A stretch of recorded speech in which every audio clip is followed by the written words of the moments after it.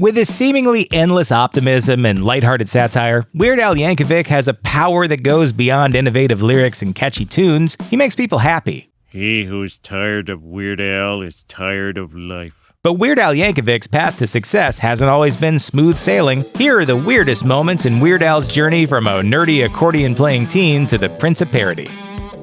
Dr. Demento.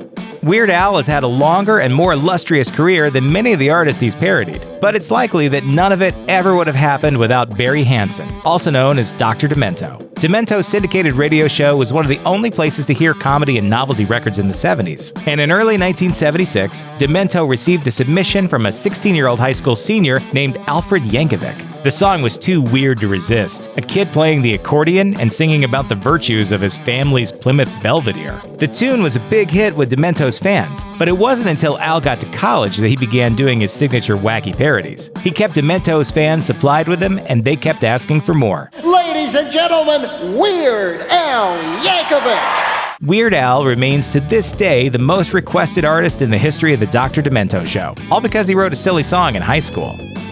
Bathroom success. Weird Al's first parody success was My Bologna, a send-up of the Knack song My Sharona, which was extremely popular at the time. My Bologna was the first song that brought Weird Al national attention, and he recorded the whole thing in the bathroom. And I recorded that song, My Bologna, in the men's bathroom across the hall from our college campus radio station. Why? Because it didn't cost anything, which was all he could afford as a 19-year-old college student. While a more fleshed-out version with a full rhythm section would make its way onto his self-titled debut album, Dr. Demento's listeners were treated to an early glimpse of what one musical genius and his accordion could do. Voice actor.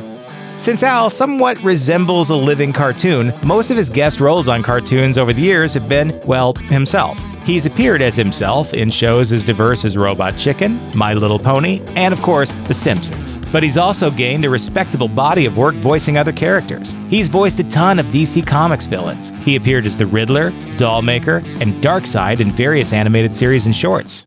Oh, wow, thank you. My throat feels so much better. He also voiced a Transformer in the 2007 animated series and Banana Man in Adventure Time. More recently, he voiced Captain Peanut Butter on the Netflix series BoJack Horseman and is currently the lead on the Disney XD series Milo Murphy's Law. Bandmates Forever. One of Al's biggest hits during his Dr. Demento days was Another One Rides the Bus, featuring Al and his squeeze box with a guy banging on the accordion's case for rhythm accompaniment. That guy was John Bermuda Schwartz, and he's played on every single one of Weird Al's records. Al picked up the rest of his band right around the same time, including guitarist Jim West and bassist Stevie J, who have played with him since 1982.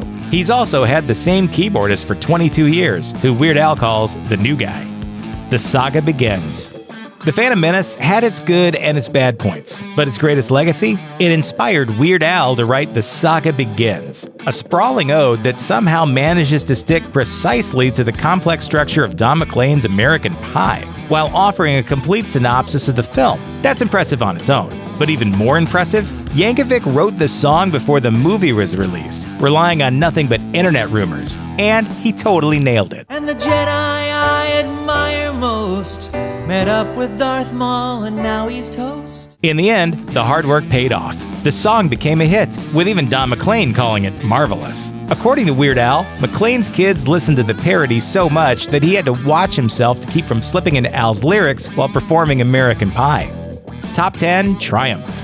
Weird Al has been a pop culture icon for what seems like forever now, but he hasn't always been culturally popular. Some of his most beloved songs have peaked at shockingly low positions on the charts. Amish Paradise only hit number 53, and Smells Like Nirvana topped out at 35. Even the most recent Word Crimes, still climbing at 36 million YouTube videos, only reached number 39. Weird Al finally managed a top 10 hit with White and Nerdy, which hit number 9. And in 2014, he achieved his first #1 album with Mandatory Fun, the first comedy album to reach that spot in over 50 years, with over 100,000 in sales in its first week. The UHF Bomb.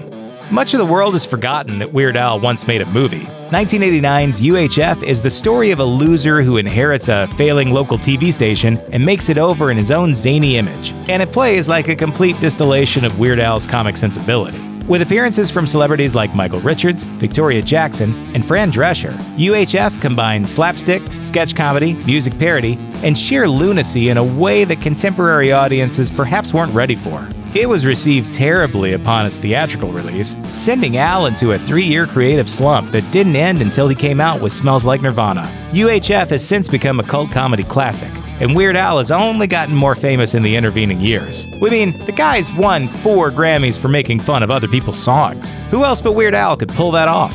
Thanks for watching. Click the grunge icon to subscribe to our YouTube channel. Plus, check out all this cool stuff we know you'll love too.